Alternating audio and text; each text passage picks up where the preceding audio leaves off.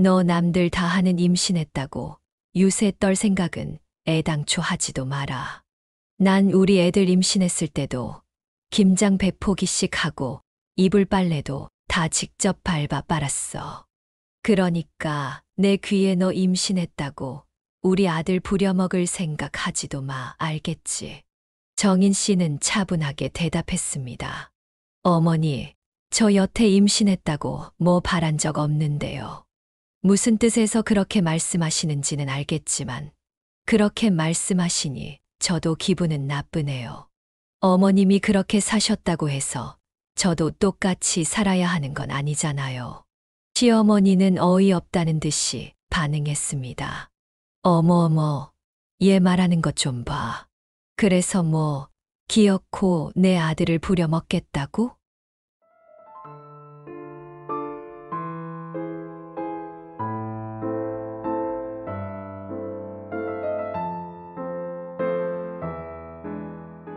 사연을 듣고 난 후 각자의 의견을 댓글로 남겨주시기 바랍니다. 사소한 댓글이라도 사연자분에게 큰 힘이 될 수 있습니다. 각색될 수 있고 사연자분의 입장에서 구성될 수 있습니다. 이정인 씨는 40대 후반에 아이를 혼자 키우고 있는 어머니였습니다. 날씨가 점점 추워지면서 어디를 가든 김장 이야기를 하는 사람들이 많아졌습니다.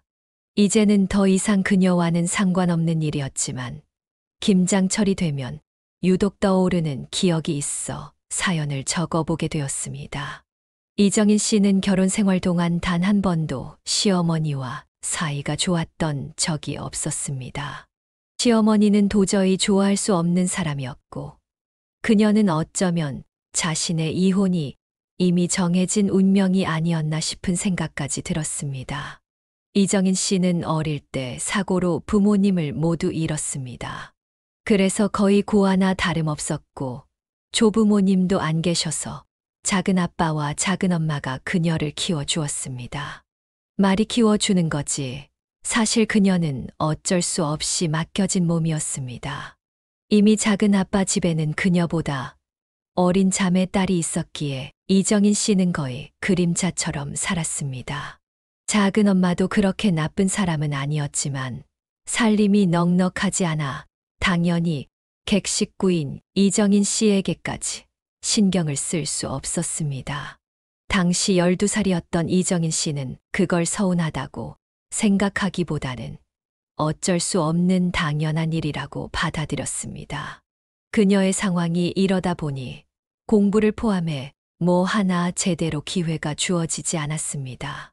중학교까지만 겨우 나왔고 고등학교는 검정고시를 통해 스스로 고졸 학력을 만들었습니다. 막상 사회에 나가려 하니 검정고시 출신인 이정인 씨는 내세울 것 하나 없는 그런 사람이었습니다. 그래도 그녀는 욕심이 있었습니다. 어릴 때의 불행은 그녀의 선택이 아니었기 때문에 이정인 씨는 열심히 살면 언젠가 좋은 기회와 행운이 찾아올 것이라고 믿었습니다. 예술 출신으로 박봉을 받는 처지였지만 방송통신대학을 통해 대학 공부까지 했습니다. 주변에서는 뭘 바라고 그렇게 아등바등 사느냐고 말하는 사람도 있었지만 그녀는 주어진 상황에 맞춰되는 대로 살기보다는 지금보다 나은 미래를 위해 사는 것이 더 값지다고 생각했습니다. 비록 방송통신대학이었지만 대졸 자격으로 20대 후반에 드디어 작은 회사에 입사하게 되었습니다. 비록 예전과 다르지 않은 대우였지만 사무실에 그녀의 자리와 컴퓨터를 갖게 되었던 그날은 참 감격스럽기까지 했습니다. 제 힘으로 여기까지 왔다는 뿌듯함에 이정인 씨는 자신이 어찌나 대견하던지 주어진 일에 최선을 다해 일했습니다. 그렇게 열심히 일을 하다 보니 3년 뒤 운 좋게도 다니던 회사보다 더 나은 조건의 회사로 이직하는 행운까지 얻게 되었습니다. 그 당시 이정인 씨는 믿었던 대로 열심히 하면 행운이 따라오는 기분이 들었습니다. 그녀는 앞으로도 계속 노력한 자신에게 꽃길만이 기다리고 있을 것이라고 생각했고 그 무렵 이직한 회사에서 운명의 남자를 사수로 만나게 되었습니다. 그가 바로 그녀의 전 남편이었습니다. 지금은 그 인연이 악연이라는 것을 알지만 당시에는 왜 그리 남편과 자신이 운명처럼 만났다고 생각했는지 의아할 정도였습니다. 이정인 씨는 아무런 의심 없이 자신이 운명 같은 사랑을 하고 있다고 믿었습니다. 그녀도 그렇고 남편도 서로 첫눈에 호감을 느꼈고 거의 매일 회사에서 함께 일하다 보니 자연스럽게 서로를 의식하고 챙겼습니다. 그렇게 자연스럽게 남자와 여자로 서로를 대하다 보니 그들의 연애는 언제 시작되었는지도 모르게 시작되었습니다. 남편과 연애를 하면서 알게 된 그의 집은 이정인 씨가 한 번도 가져보지 못한 화목하고 따뜻한 가정이었습니다. 남편에게 가끔 가족 간의 우애 깊은 추억 이야기를 들을 때면 그녀는 나도 저런 따뜻한 가족이 있었으면 좋겠다라는 생각을 하게 되었습니다. 그게 이 남자와 결혼하게 된 결정적인 계기가 되었습니다. 이정인 씨는 이런 집에서 자란 남편과 가정을 이루고 살면 자신도 평생 바라던 화목한 가정을 꾸리고 그 안에서 따뜻한 행복을 느끼며 살 수 있을 것이라고 착각했습니다. 이정인 씨가 겪은 남편의 집은 실제로도 참 화목했고 가족끼리 끔찍할 만큼 위해주는 분위기였습니다. 하지만 그건 철저하게 자기 식구들끼리에게만 해당되는 것이었습니다. 그녀처럼 며느리 같은 존재는 절대 낄 수 없는 영역이었습니다. 그러나 결혼 전 아무것도 모르는 이정인 씨는 이직 후 2년 뒤 남편과 행복한 꿈에 부풀어 결혼을 했습니다. 친정 부모님이 계시지 않았기에 시댁에서 약간의 반대가 있었지만 한 달이 조금 지나지 않아 시댁에서는 결혼을 허락해 주었습니다. 남편이 가운데서 애를 많이 써줬다고 이정인 씨는 믿었고 그녀의 처지를 받아들이고 며느리로 허락해 준 시부모님에게 감사한 마음이 들었습니다. 그래서인지 이정인 씨는 지금 생각하면 정말 말도 안 되는 당시 시어머니의 결혼 조건에 흔쾌히 좋다고 덜컥 약속해 버렸습니다.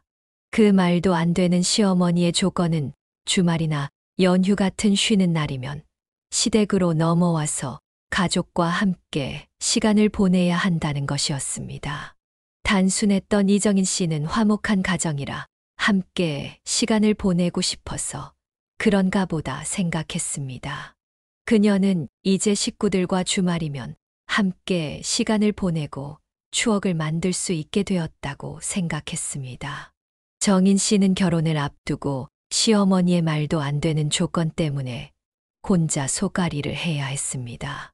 그 조건이란 주말이나 연휴마다 시댁에 가서 시간을 보내고 시댁의 일들을 돕는 것이었습니다.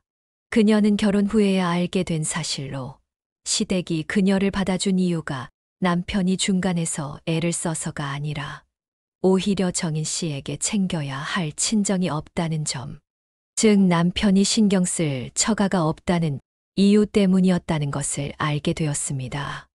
남편이 시부모님께 정인 씨가 시댁에 더 잘할 것이라고 말해 시부모님의 마음을 바꾸게 한 것이었습니다. 정인 씨는 그 사실을 알았다면 그때 결혼을 하지 않았을 것이라고 생각했습니다. 그런 사실도 까맣게 모른 채 자신을 며느리로 받아준 시부모님에게 감사한 마음으로 행복하게 결혼 준비를 했던 것을 떠올리면 지금도 속에서 열불이 올라왔습니다. 그리고 다른 며느리들과 마찬가지로 정인 씨 역시 처음에는 착한 며느리가 되고 싶었습니다. 매일 아침 저녁으로 시부모님께 안부 전화를 드리고 시어머니의 조건대로 주말마다 시댁에 가서 하룻밤을 자고 시댁에 있는 동안에도 스스로 일을 찾아다니며 노력했습니다. 오로지 남편의 가족에게 인정받고 예쁨 받고 싶다는 이유 하나로 그렇게 했습니다. 그러나 호의가 계속되면 당연시된다고 하던가요?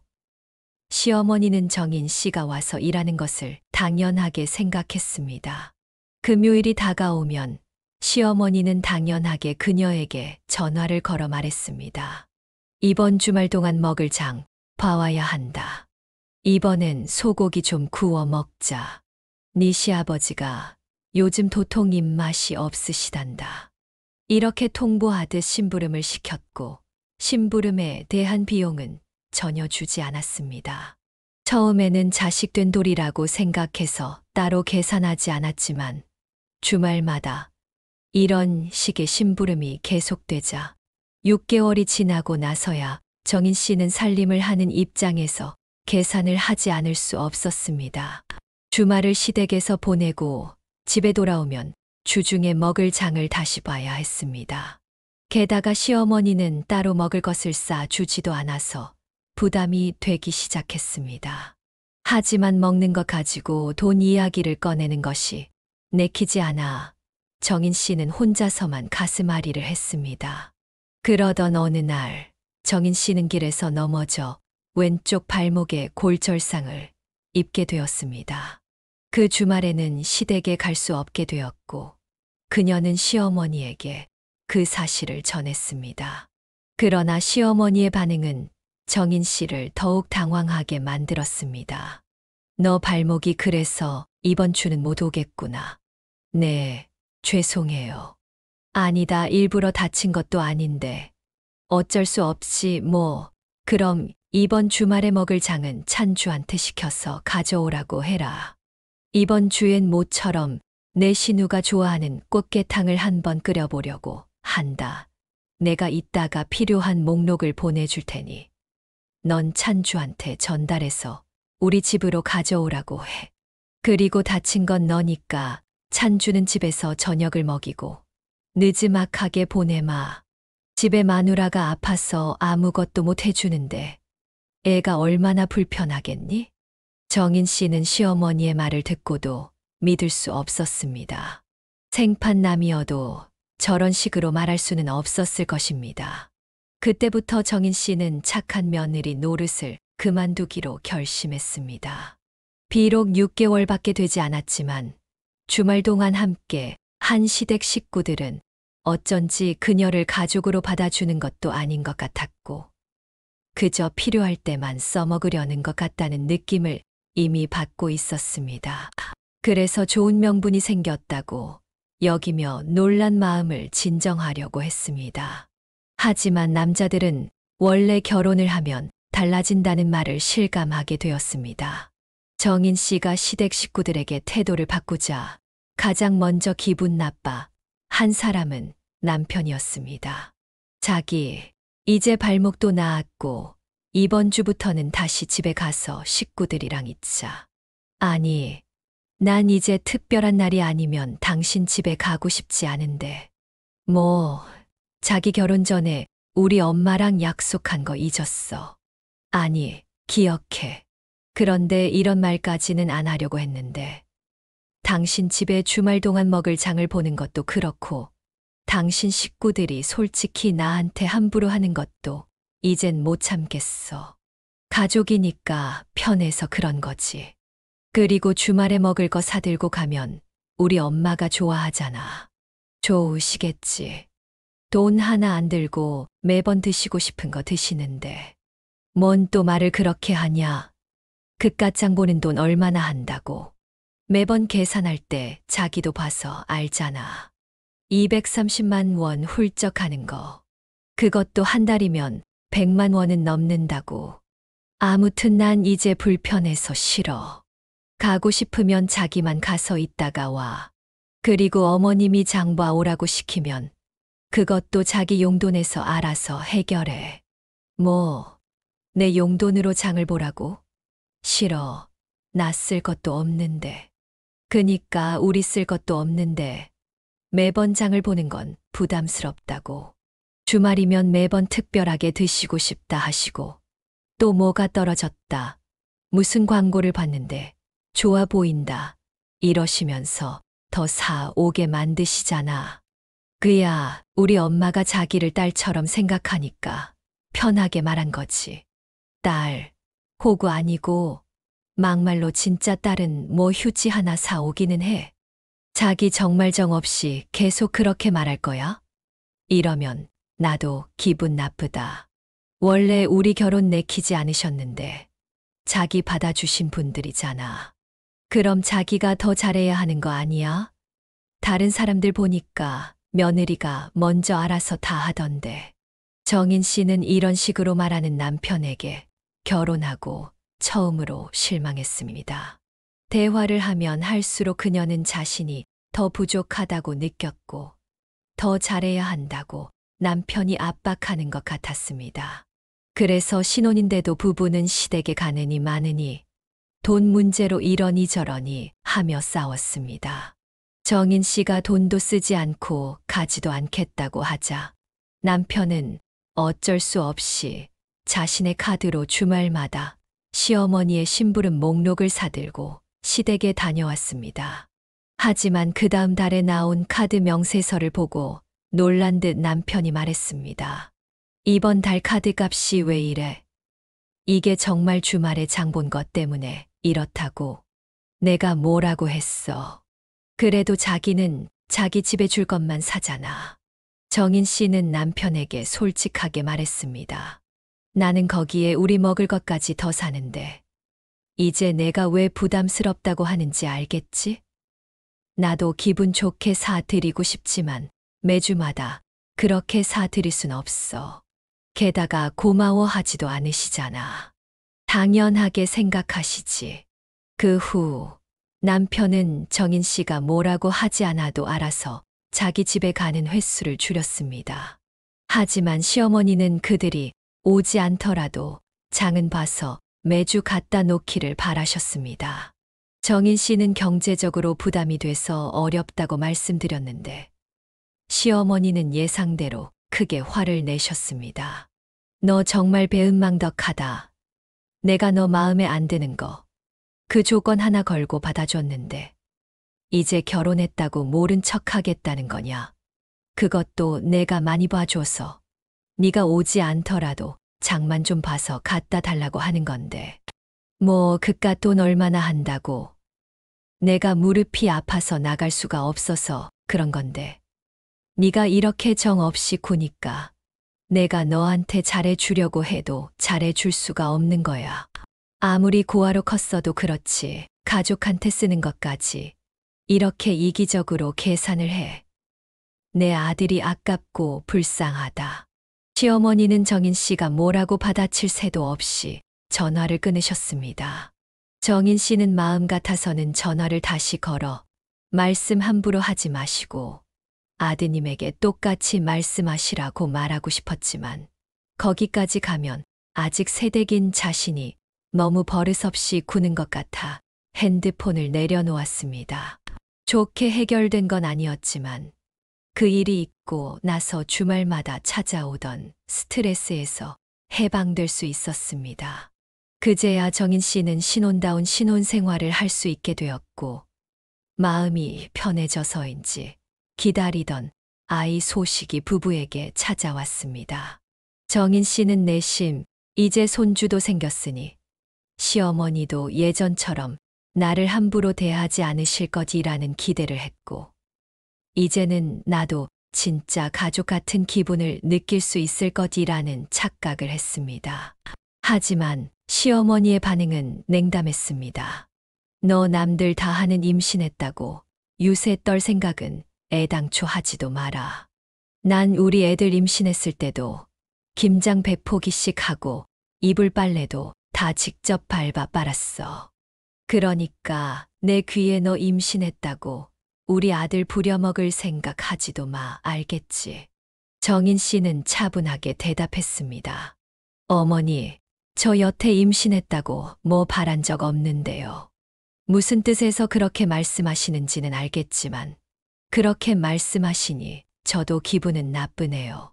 어머님이 그렇게 사셨다고 해서 저도 똑같이 살아야 하는 건 아니잖아요. 시어머니는 어이없다는 듯이 반응했습니다. 어머어머, 얘 말하는 것 좀 봐.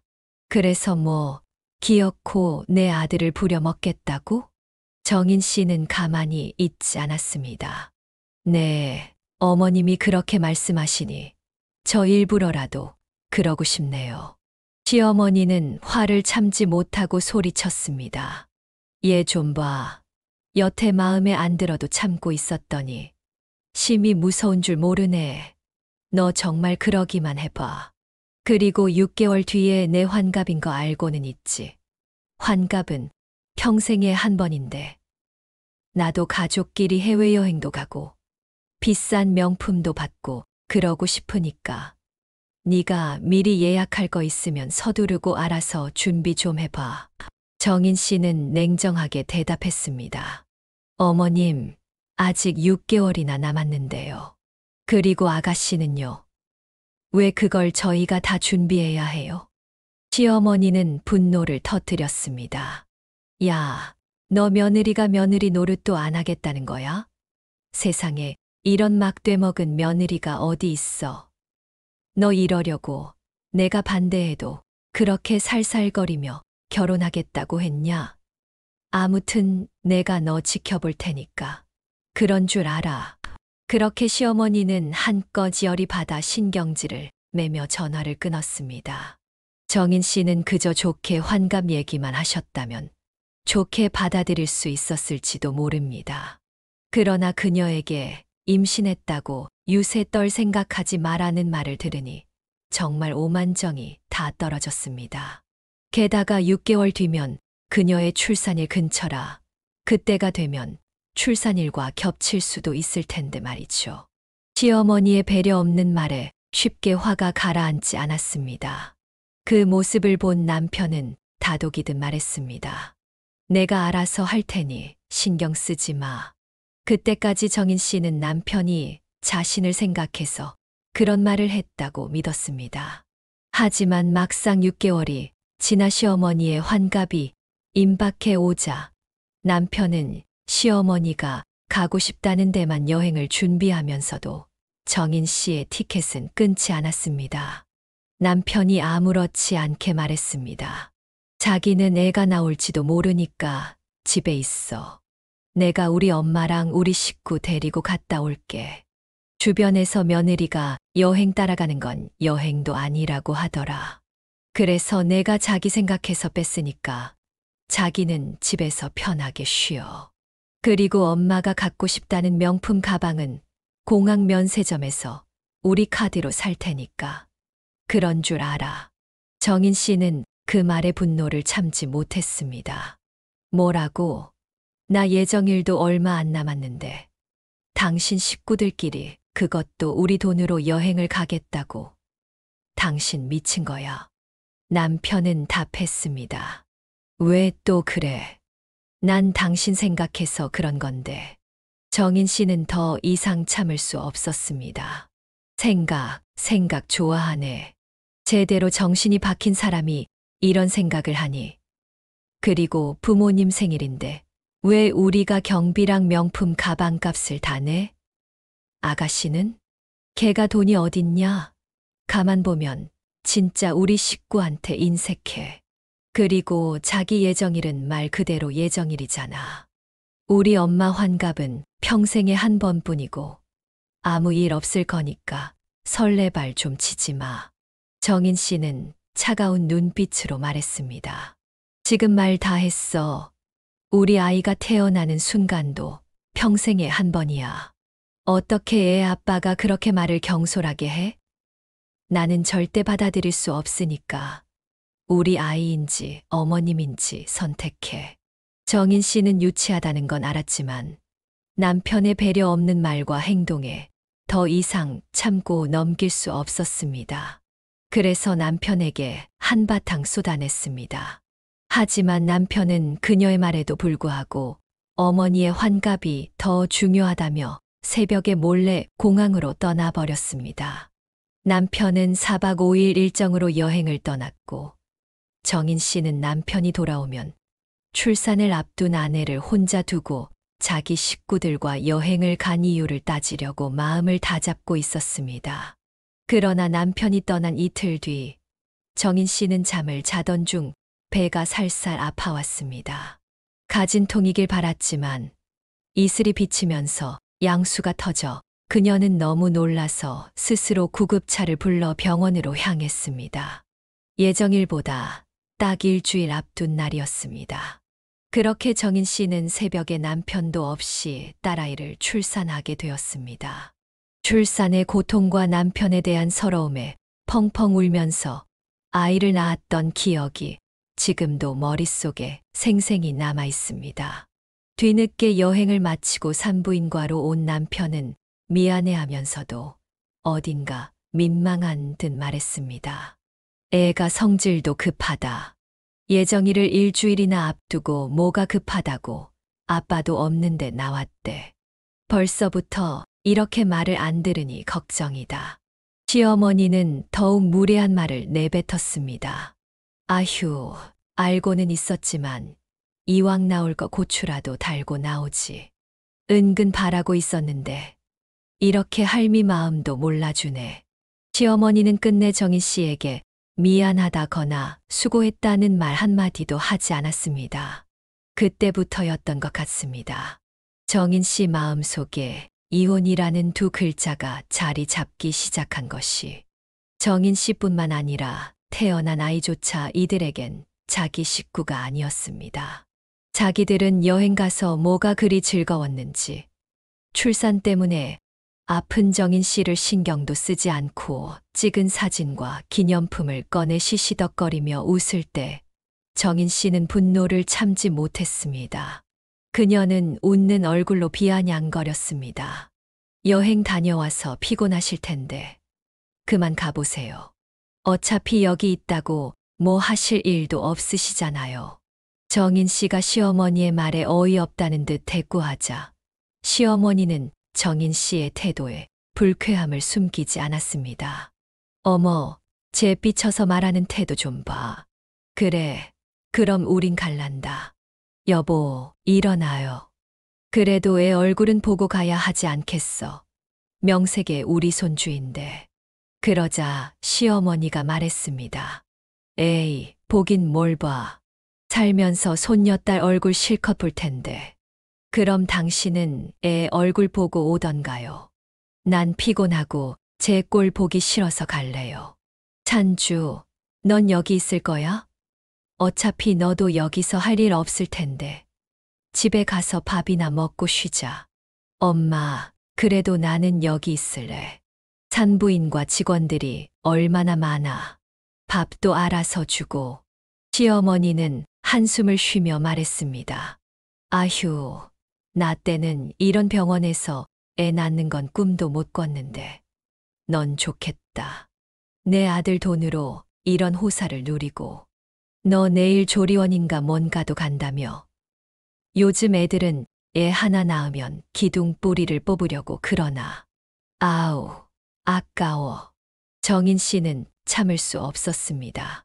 어머니, 아까워하지 마세요. 그 돈 제가 번 돈으로 이미 결제 다 마쳤어요. 당신도 이제 와서 여기 있다고 뭐 하나 도움되는 거 아니니까. 어머니, 따라가. 뭐, 영영 안 와도 좋고. 정인 씨의 말에 시어머니의 얼굴은 열이 받아 점점 빨갛게 변했습니다. 그때 남편은 상황이 악화되기 전에 얼른 중재하려 했습니다. 자기야, 이대로 있다가는 고부간의 싸움이 벌어질 것 같으니까 나는 내일 다시 올게. 우리 가자. 남편은 시어머니와 가족들을 데리고 병실을 나갔습니다. 정인 씨는 그들의 뒷모습을 보며 마음속에서 불꽃이 튀는 듯한 분노를 느꼈습니다. 그녀는 자신도 자신의 감정을 잘 이해하지 못했습니다.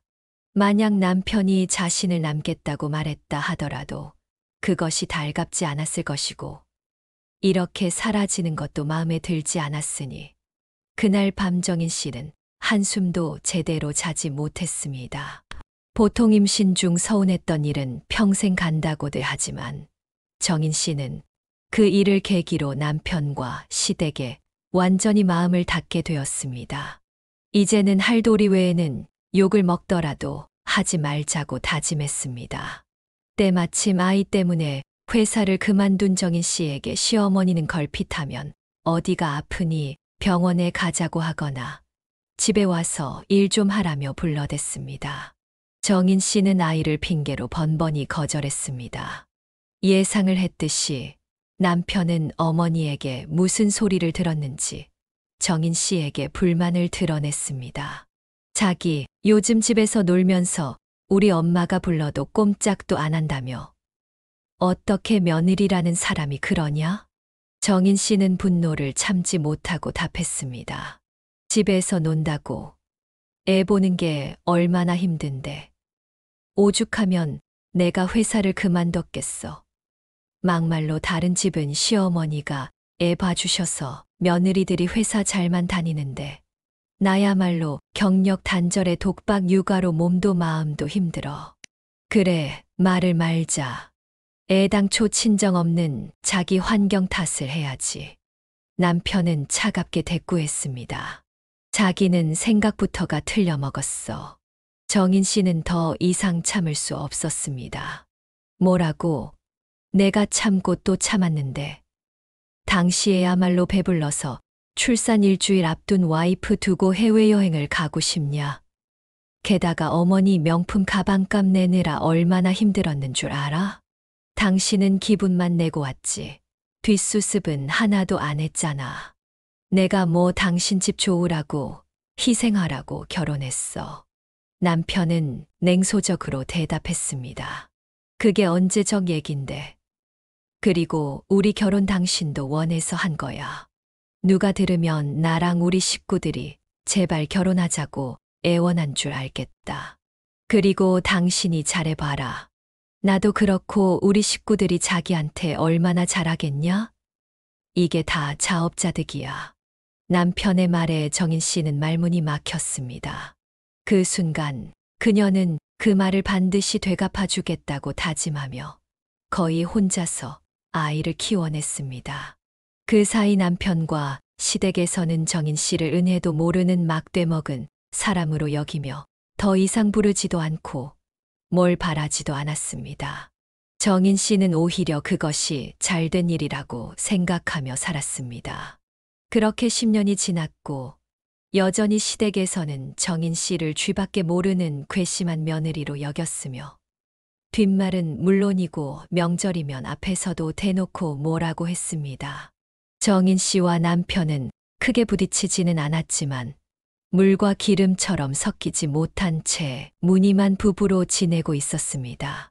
정인 씨가 바란 결혼은 결코 이런 것이 아니었지만 그녀 혼자 바라고 노력한다고 될 일도 아닌 것 같았습니다. 행복하고 화목한 가정은 포기한 채 아이가 초등학교에 입학할 무렵 정인 씨는 동네에서 꽤 평판이 좋은 카페를 인수해 영업을 시작했습니다. 여성들이 흔히 가지는 로망처럼 정인 씨도 작고 예쁜 카페를 운영하는 꿈을 가지고 있었습니다.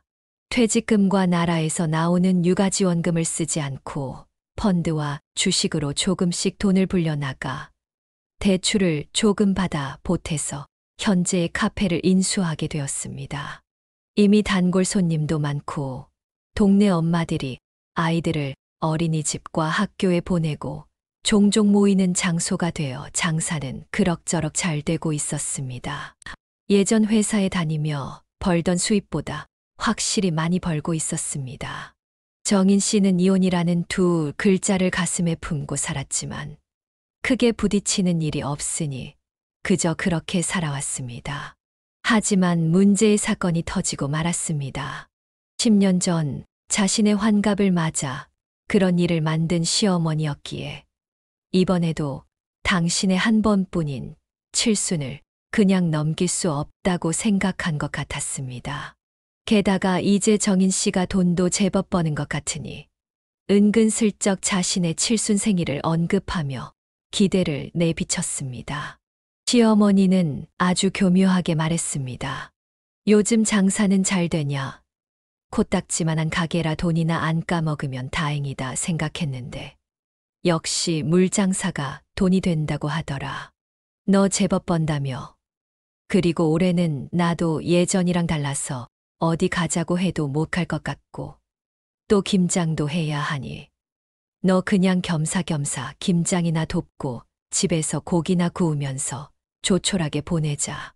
남들은 뭐 칠순잔치도 하고 가족 사진도 찍고 선물도 받고 그런다지만 난 다 됐다. 그냥 용돈이나 넉넉히 줘라. 사람이 나이가 먹으니 무력도 없어지네. 정인 씨는 어이가 없어서 웃음이 나왔습니다. 아, 무력이 없으세요? 그러자 시어머니는 정인 씨를 빤히 쳐다보았습니다. 정인 씨는 알겠다고 대답했습니다. 그러나 그 대답은 결코 시어머니가 기대한 내용이 아니었습니다. 정인 씨는 시어머니의 말에 내심 웃음이 나왔습니다. 무력이 없다고 하시면서도 돈이나 넉넉히 달라니 그 모순된 말에 어이가 없었기 때문이었습니다. 그러나 그녀는 속마음을 모두 드러낼 수 없었기에 대충 둘러대며 이번 칠수는 무난히 넘어갈 수 있을 것이라 생각했습니다. 하지만 그녀가 너무 쉽게 생각한 탓인지 시어머니의 생신날 문제가 터지고 말았습니다.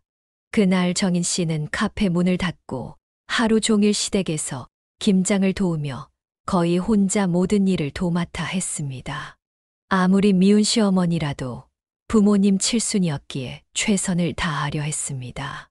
저녁 식사 후 그녀는 시어머니께서 바라시던 용돈 봉투를 내밀었습니다.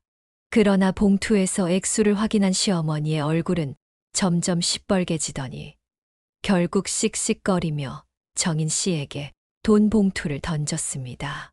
급기야 시어머니는 정인 씨가 하루 종일 힘들게 담근 김장김치도 모조리 싱크대에 쏟아버렸습니다. 이 광경에 정인 씨는 물론이고 그녀의 아이와 남편, 시아버지, 시누이까지 모두 깜짝 놀랐습니다. 시어머니는 정인 씨를 정확히 손가락으로 가리키며 성질을 냈습니다.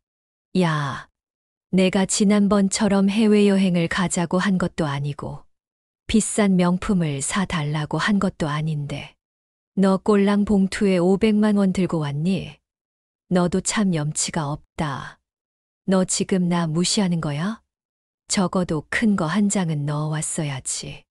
정인 씨는 순간 넋이 나간 듯 멍해졌습니다. 이게 내가 혼날 일인가? 그녀는 머릿속이 혼란스러웠습니다. 다른 집에서도 칠순에 모두 1,000만 원씩 용돈을 드리는 건가 의문이 들었습니다. 그녀는 다 해주고도 욕을 먹는 자신의 처지가 말도 안 된다는 생각에 시어머니가 던진 돈 봉투를 다시 집어 가방에 넣었습니다. 그러자 시어머니는 눈이 돌아가듯 화를 내며 정인 씨에게 김장김치를 던졌습니다. 그러나 그 김치는 정인 씨가 아닌 시누이의 얼굴에 튀었습니다.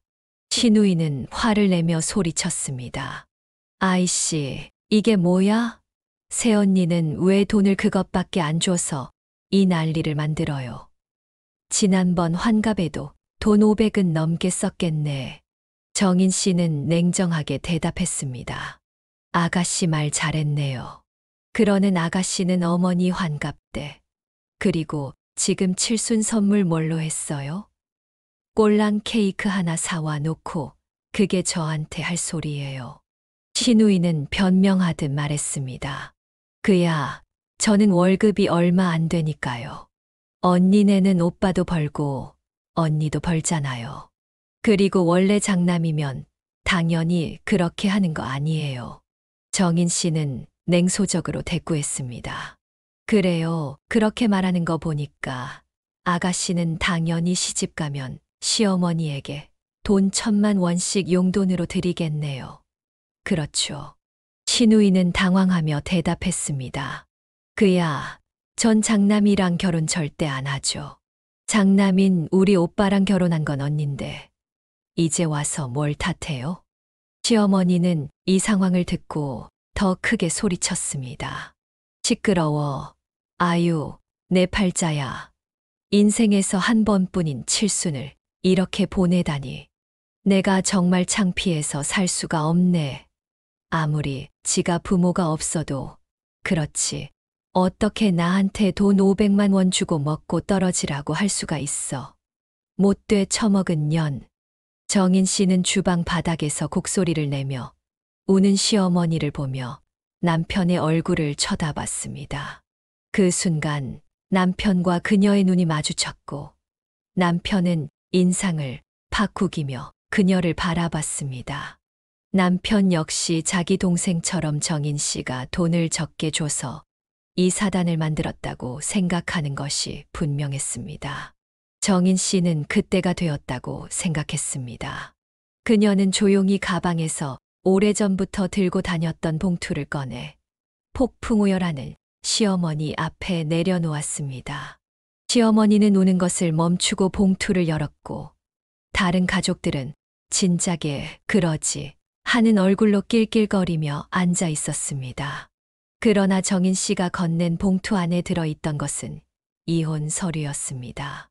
시어머니가 서류를 꺼낸 순간 모든 식구들은 뜻밖의 전개에 놀랐는지 입을 떡 벌리고 다물지 못했습니다. 정인 씨는 이때다 싶어 시어머니가 던지고 남은 김치를 모두 바닥에 패대기 쳤습니다. 그러자 시어머니는 마치 정인 씨를 죽일 듯 노려보며 큰 소리로 외쳤습니다. 야, 너 지금 뭐 하는 거야? 정인 씨는 냉정하게 대꾸했습니다. 왜요? 이거 전부 안 드시려고 그런 거 아니셨어요? 어머님이 하도 제가 담근 김치를 함부로 하시길래 저도 따라 해봤어요. 그녀는 그렇게 말하고 싱크대에 버려진 김치를 손에 들고 하나는 남편에게 또 하나는 시누이에게 던졌습니다. 그녀가 던진 김치에 뒤집어 쓴 남매는 똑같이 짜증을 내며 욱했지만 정인 씨는 보란 듯이 딸아이를 데리고 그 집을 나갔습니다. 문을 나서며 정인 씨는 마지막으로 외쳤습니다. 여기 있는 사람들 중 저를 한 번이라도 식구로 생각하신 적 있으신가요? 그래 놓고 무슨 일만 있으면 저한테 요구하고 불러서 제 손을 빌리는데 이젠 정말 더러워서 못 해 먹겠어요. 정인 씨는 시댁을 나서기 전 마지막으로 한마디를 더 덧붙였습니다. 저 이 사람하고 헤어지면 남남이고 이제 저한테 함부로 하면 김치가 아니라 더한 것도 던져서 떡칠할 수 있으니까 저 함부로 건드리지 마세요. 아시겠어요? 사람이 사람한테 호의를 베풀면 고마운 줄은 몰라도 바보라고 생각하지 말아야지. 어째 이 집안은 하나같이 인성이 다 그 꼬라집니까? 그렇게 정인 씨는 시댁을 나와 아이를 태우고 차에 시동을 걸었습니다. 그 순간 그녀는 속이 후련해져 기분이 좋아지는 것을 느꼈습니다. 그때 남편이 대충 얼굴과 옷에 묻은 김치를 닦아내고 따라 나왔습니다. 왜 나와? 오늘부로 당신은 내 남편이 아니라 어머님 아들이야. 당신 어머님한테 전해드려. 당신 아들 내가 기꺼이 반납하겠다고. 남편은 당황하며 말했습니다. 당신 진짜 이렇게까지 할래? 오늘 우리 엄마 칠순이잖아. 정인 씨는 냉정하게 대꾸했습니다. 그래, 난 그 돈 500도 진짜 힘들게 준비했어. 당신이 500 더해서 1000만 원 만들어 주지 그랬니? 난 이 꼴을 당할지도 모르고 그래도 부모님 칠순이라고 하루 종일 김장하고 생일상 차리고 그 쇼를 다 했는데 뭐 못돼 처먹은 년. 그래, 당신 화난 거 이해해. 그래도 오늘은 무조건 당신이 죄송하다고 해야 해. 어른이잖아. 어른이면 어른답게 구셔야지. 애도 보고 있는데 그게 할 짓이야? 정인 씨는 더 이상 참지 않았습니다. 됐고, 난 당신 어머니 생신 선물로 당신 반납했으니까 이혼 서류 작성해서 법원에서 봐. 당신 짐은 택배로 보내줄게. 집은 재산 분할할 때까지 내가 쓰고. 그 정도는 할 수 있지? 따지고 보면 그동안 돈 1000만 원이 아니라 당신 집에 내가 억은 썼겠다. 그녀는 그렇게 말하고 운전을 해서 아이와 함께 집으로 돌아갔습니다. 아이에게는 엄마로서 못 볼 꼴을 보여준 것 같아 창피하고 미안한 마음에 어떤 말을 어떻게 꺼내야 할지 망설였습니다. 하지만 딸아이가 먼저 다가와 말했습니다. 엄마, 나는 괜찮아. 나도 평소에 할머니랑 아빠가 엄마한테 너무한다고 생각했어. 오히려 엄마가 너무 참아서 바보 같다고 생각했는데 오늘 우리 엄마 진짜 짱 멋있더라. 정인 씨는 그 말에 대답할 수가 없어 딸을 꼭 끌어안고 쏟아지는 눈물을 참았습니다. 그날 밤 시어머니가 전화를 걸어왔습니다. 야, 네가 이렇게 생쇼한다고 내가 눈 하나 깜짝할 줄 알아? 내가 너 동네에서 장사 못하게 아주 개망신을 줄 거야. 정인 씨는 차분하게 대꾸했습니다. 한번 해보세요. 그럼 저는 뭐 가만히 있나요? 저도 그동안 당한 거 동네방네 떠들고 다닐게요. 어렵지도 않아요. 저희 카페에 말 많은 아주머니들 많은데요. 거기에 떠들고 내친 김에 인터넷에도 올려보죠. 저 진짜 많이 참았어요.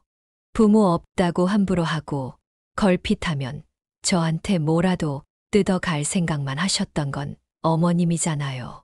오죽하면 제가 이혼 서류를 품고 다녔겠냐고요. 어머님, 그 잘난 아들 돌려드리겠다는데 이제 와서 왜 그러세요? 저야말로 이해가 안 가네요. 시어머니는 분노에 차서 외쳤습니다. 뭐라고? 네가 뭔데 우리 아들을 이혼남 만드냐고. 정인 씨는 단호하게 말했습니다. 아들 그렇게 만든 사람이 할 말은 아닌 것 같네요. 그리고 제가 싫으면서 이렇게까지 말하는 이유도 모르겠고요. 저는 그냥 미움이나 받으면서 일하고 돈이나 내놓으라는 건가요? 그런 거예요. 무슨 그런 못된 신부가 있어요. 정인 씨는 이혼 서류를 던지고 온 마당에 더 이상 참을 이유가 없다고 느꼈습니다. 내키는 대로 모든 말을 쏟아냈습니다. 그러나 한 달이 지나도 남편은 이혼 서류를 작성하지 않았습니다. 이렇게 있다가는 모든 일이 흐지부지 될 것 같아 정인 씨는 직접 변호사를 찾아가 이혼 소송을 걸었습니다. 그러자 남편도 시어머니도 예전과는 완전히 태도를 바꿔 정인 씨를 찾아와 사정하며 이혼만은 하지 말아 달라고 빌었습니다. 시어머니는 눈물을 흘리며 말했습니다. 예, 아가, 나는 네가 그 정도로 스트레스 받는지 몰랐어. 그냥 내 식구라 편하게 투정 부린 거였는데 미안하다. 내가 다신 안 그럴게. 네가 원하면 나 안 보고 살아도 된다. 그냥 아들 하나 없다고 생각할게. 남편도 고개를 숙이며 말했습니다. 자기야, 미안해. 난 그냥 자기가 조금만 더 노력해 주면 되는데 그게 안 되니까 안타까워서. 정인 씨는 그들의 말에 기가 막혀 말했습니다. 왜들 그래? 그렇게 못마땅하고 못 잡아먹어서 안달하더니. 아, 내 카페가 좀 장사가 잘 돼 보여서 이젠 그게 아까운 건가? 재산분할 정확히 하고 받을 거 줄 거 주고 제대로 깨끗하게 정리할 거니까 괜한 마음에도 없는 헛수고 하지 말고 돌아가세요. 당신도 얼른 당신 어머니 모시고 돌아가. 정인 씨는 속으로 생각했습니다. 살다 살다 이런 날도 다 있구나. 그러나 그 순간 시어머니의 다음 말이 참으로 어이가 없었습니다. 그럼 너 그때 준 돈 500만 원 다시 줘라. 그거 내 생일 선물이잖아. 정인 씨는 시어머니의 말에 깊은 한숨을 내쉬었습니다. 줬다 뺏는 게 어딨냐? 이왕 갈라서는 거 계산은 분명히 하자. 그녀는 말 같지도 않은 시어머니의 요구에 더 이상 참을 수 없었습니다. 자리를 먼저 일어나면서 남편 쪽을 슬쩍 보니 남편 역시 어머니의 말에 질린 표정을 하고 있었습니다. 자업자득이라고 그렇게 큰 소리치던 그가 이제는 당혹스러워하는 모습이었습니다. 이혼을 준비하면서 정인 씨는 그렇게 시원할 수가 없었습니다. 왜 이제야 이혼이란 선택을 했을까? 후회가 들 만큼 그녀는 그 결정을 마음속 깊이 후회했습니다. 하지만 늦었더라도 그 선택은 정인 씨에게 다시 행복을 안겨주었습니다. 단란하고 따뜻한 가정을 이루고 싶다는 그녀의 소망은 딸 덕분에 결국 이루어졌습니다. 둘뿐이라 그런지 정인 씨와 딸은 다른 모녀 관계와는 달리 사춘기 시절에도 별다른 신경전 없이 서로에게 끔찍이 애정을 쏟았습니다. 둘뿐인 가족이라도 충분히 행복하고 따뜻하다는 사실을 깨달았고, 그 작은 가정은 정인 씨에게 큰 위안이 되었습니다. 고맙게도 정인 씨가 운영하던 카페는 성공적으로 자리 잡아 5년 전에는 옆 동네로 공간을 확장할 수 있었습니다. 이제 직원도 2명을 두고 장사를 하게 되었으며, 여전히 단골 손님들과 카페 분위기가 좋다는 입소문 덕분에 제법 많은 손님들이 찾아와 주었습니다. 덕분에 그녀는 감사하게도 잘 지내고 있었습니다. 언제까지고 잘 될 거라는 확신은 없었지만 정인 씨는 그동안처럼 열심히 살면 자신과 딸이 행복하게 지낼 수 있을 것이라고 믿었습니다. 여기까지가 이정인 씨의 사연이었습니다. 정인 씨의 대처가 정말 속이다 시원합니다. 사연을 듣고 댓글로 의견을 남겨주시기 바랍니다. 사소한 의견일지라도 사연자분에게는 큰 힘이 됩니다. 노골적인 악성 댓글은 사연자분에게 상처가 될 수 있으니 삼가주시기 바랍니다.